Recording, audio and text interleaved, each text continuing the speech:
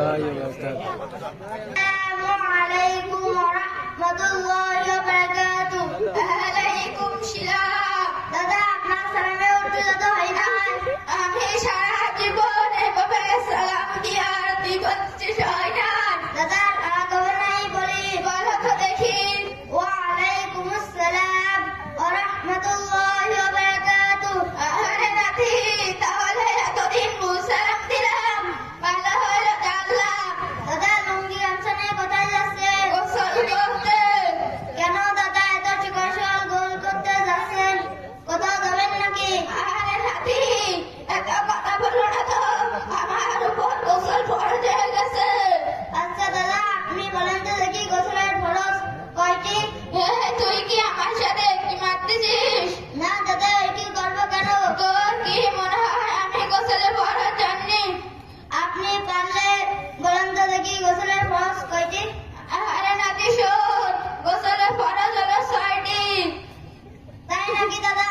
বলেন তো দেখি গোসলের ফরজ 6টি কি কি? গোসলের ফরজ 6টি। 1 নম্বরে লুঙ্গি নেওয়া, 2 নম্বরে গামছা নেওয়া, 3 নম্বরে সাবান নেওয়া, 4 নম্বরে পানিতে নামা, 5 নম্বরে ডুব দেওয়া, 6 নম্বরে উঠে যাওয়া। না দাদা এটা গোসলের ফরজ না, মূলত গোসলের ফরজ 3টি। আমি গেলাম 6টা, আমার 6টা হলো না তো 3টা হবে। মাথা খারাপ দাদা। খবর নাই বলি বলো তো দেখি। গোসলে 3 ফরজ। 1 নম্বরে ভালোভাবে কুলি করা, 2 নম্বরে নাকে পানি দেওয়া, 3 নম্বরে সমস্ত শরীর ধৌত করা।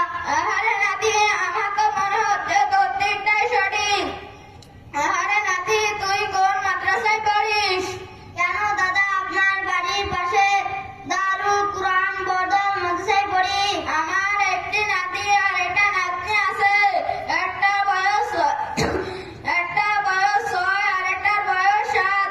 আমাদের মাদ্রাসায় কি ভর্তি করানো যাবে? আগামীকাল সকালে আপনার নাতি নাতনিকে দারুল কুরআন বদল মাদ্রাসায় নিয়ে আসবেন। সম্মানিত উপস্থিতি, আপনারা সকলে আমাদের জন্য দোয়া করবেন, আমরা যেন বড় হাফেজ আলেম হতে পারি। ফি আমিনিল্লাহ। ফরজ গোসল ঠিক মতো জানে না। আর আপনারা জি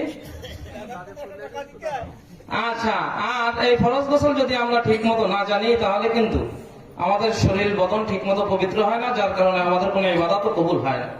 এই জন্য ওই যে দাদার যে পোতা বা নাতি ও কিন্তু ভুলি গেছে মাঝখান দিয়ে যে গোসলের ফরজ কি।